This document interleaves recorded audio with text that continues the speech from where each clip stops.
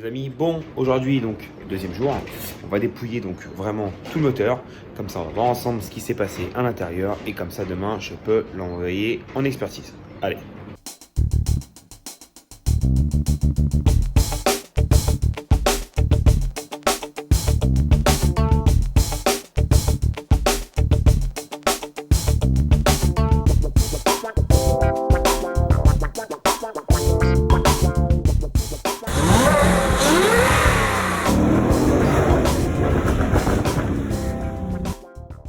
Niveau moteur, ça va être simple. On va commencer donc par démonter donc les caches culbut. On va déposer bien sûr tout ce qui va être ici devant chaîne de distri. On va bien repérer tout ça. Après culasse, culasse et après on va pouvoir désembieler. Allez go.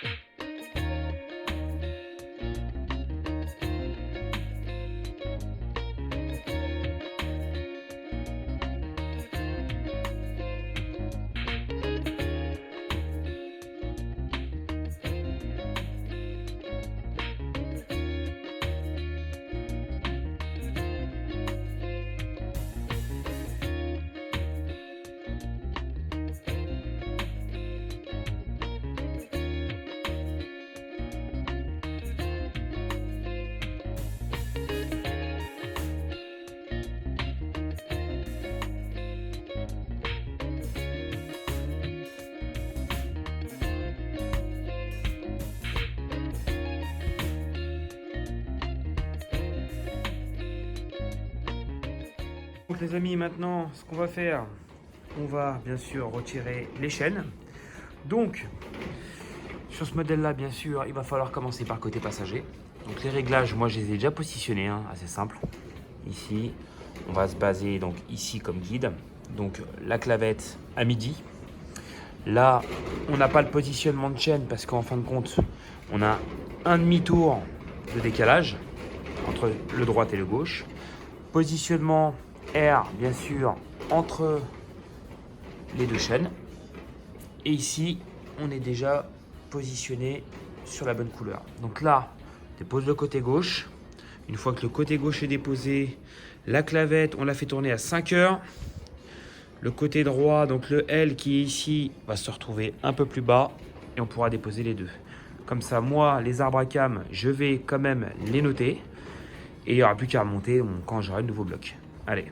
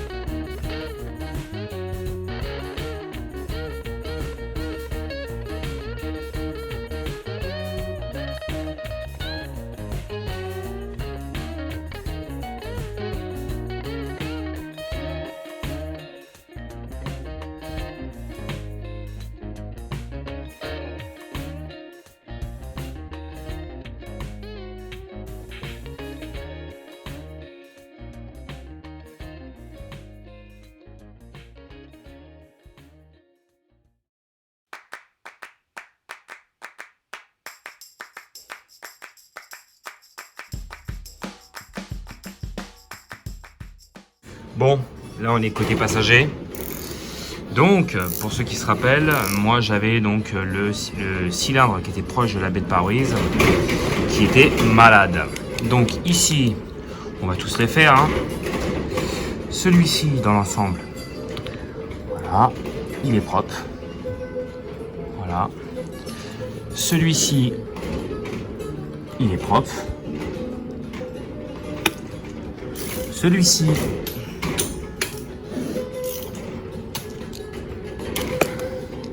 allez. Alors, on vient de me dire après que c'est, je dis pas ça pour tout le monde, mais il y en a certains qui m'ont donné une réflexion du style, bon bah c'est parce que tu as mis un compresseur. Alors, là regardez bien l'intérieur du cylindre. Regardez la qualité des cylindres, comment ils sont superbes. Donc en fin de compte, celui-ci, j'avais encore 12. Mais bon, dans pas longtemps, ça aurait dégagé, puisque là on est déjà quasiment bouffé. Mais alors celui-ci là, regardez la matière. Sérieusement. Il est mort le cylindre. Et je n'ose même pas encore regarder l'autre côté. On va rigoler. Allez.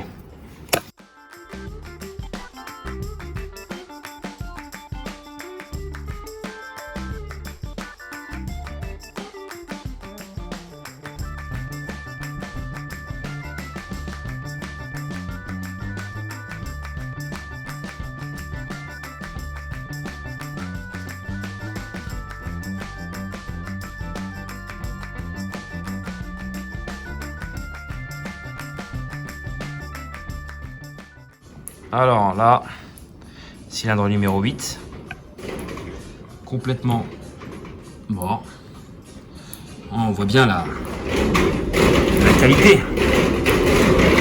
On voit que ça a été super traité. Bon, là, c'est même pas la peine. Je vous demande pas pourquoi j'ai une perte de pression. Hein. Et les autres, on va descendre.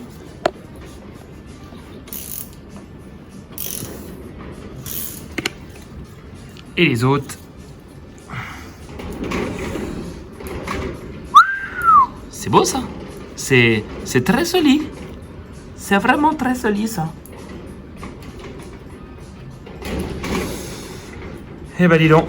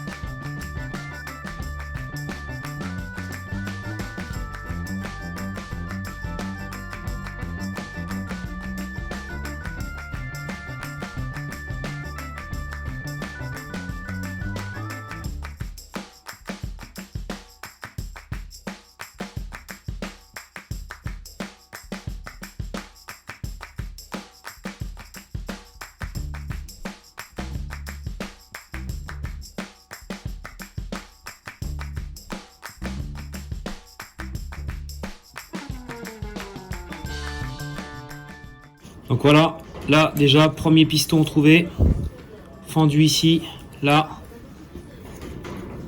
ici. C'est pour ça qu'on a des morceaux dans le... Et il manque un morceau là, c'est pour ça qu'on a des morceaux dans le carter d'huile. Alors on continue.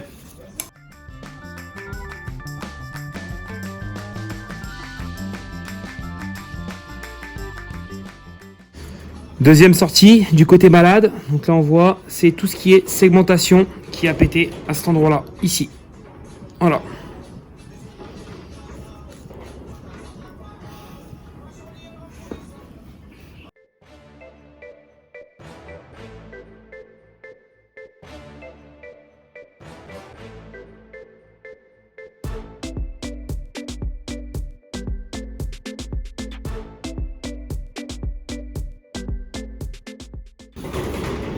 Voilà.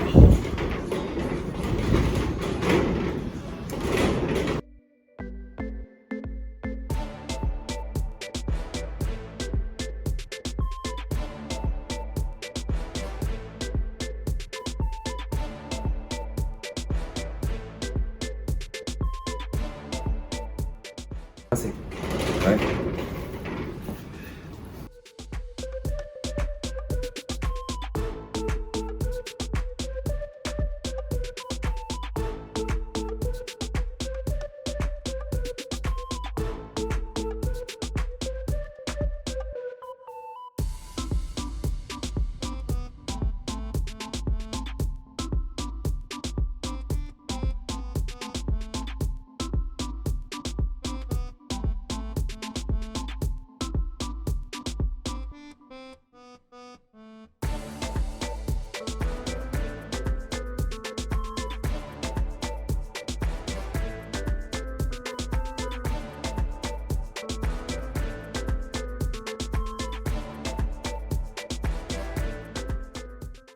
Bon les amis, allez, on a tout fini, tout déposé, le moteur est dans la voiture, prêt à partir demain. Donc, j'ai fait le tour. Pour bilan, donc, je vous dirais donc 4 pistons fendus, segmentation cassée, bloc moteur, dans l'ensemble, bien marqué. Alors pas creusé mais bien marqué. Au niveau donc de la protection qu'ils mettent dedans, la protection on voit que c'est vraiment dans la masse. La protection pour moi n'est pas uniforme, mais je dirais même rugueux. Bon bref, hormis ça, donc mon bruit, le bruit que j'avais donc bas moteur dès que j'ai eu la voiture, donc je ne sais pas si ça vient vraiment donc de la dilatation ou pas, j'en saurai plus demain. À savoir quand même que bon, j'ai fait un petit peu le tour du bloc complet. On a fouiné vraiment pour trouver toutes les failles. Donc le bloc par lui-même est très mal usiné. Je vous en expliquerai plus dans la prochaine vidéo. Et donc pour faire le petit point, carter d'huile donc HS. Le carter d'huile je ne le remettrai pas parce qu'à savoir sur Ford c'est carter d'huile en plastique qui sont thermosoudés. On n'a pas accès à la crépine et on n'a pas accès à tout le reste derrière. Mais juste pour vous faire montrer à travers, vous allez voir le paquet de limailles, de morceaux de segment et de morceaux de piston. Donc voilà, morceau de segment en bas à droite, un petit morceau de piston qui se promène en bas à gauche. Bon, sans compter la limaille, tout ce qui se promène là-dedans, hein, qui est super propre. Pourtant, j'avais fait les révisions, j'avais fait ce qu'il y avait à faire en temps et en heure, même limite bien avancé. Mais bon, voilà, on va dire j'ai pas eu de chance, je suis tombé sur un bloc malade. Et maintenant, bon bah, il faut réparer. Donc, voilà un petit peu donc mon retour personnel. Donc après, bon, je n'ai pas voulu spécialement faire peur à tout le monde, hein, je le précise. Hein, j'ai pas voulu faire peur aux personnes qui ont eu des Mustangs. Hein, c'est vraiment mon retour à moi personnel. J'adore cette voiture. Hein, on va pas être que négatif. J'adore cette voiture. C'est une très bonne voiture. On prend du plaisir. Niveau sonorité, c'est le top. Maintenant, je vais être franc avec vous. Niveau moteur, c'est de la merde. Voilà, faut être clair, faut être net. Ceux qui passeront à travers, tant mieux pour eux. Et puis ceux qui ont des casses moteurs, vous savez ce qu'il vous reste à faire. Remettre un bloc ne servira à rien. Ça sera uniquement à faire du renforcé. Parce que bon, pour voir des pistons comme ça fendus en deux, c'est pas possible. C'est pas possible. C'est des blocs moteurs V8. Normalement, c'est réputé pour increvable. Non, la qualité, elle n'y est pas du tout. Là, je veux bien être gentil. Après, il y a des personnes qui se posent la question. Oui, c'est peut-être à cause de ton compresseur. Là, non, faut arrêter de parler de compresseur. Le compresseur, il vous fend pas les pistons en deux. Faut pas abuser là. Donc expertise demain. Et puis, je vous dis tout ça prochainement. Comme d'habitude, pensez à partager. Les petits pouces bleus, ça fait plaisir. Et puis, je vous dis à la prochaine. Ciao.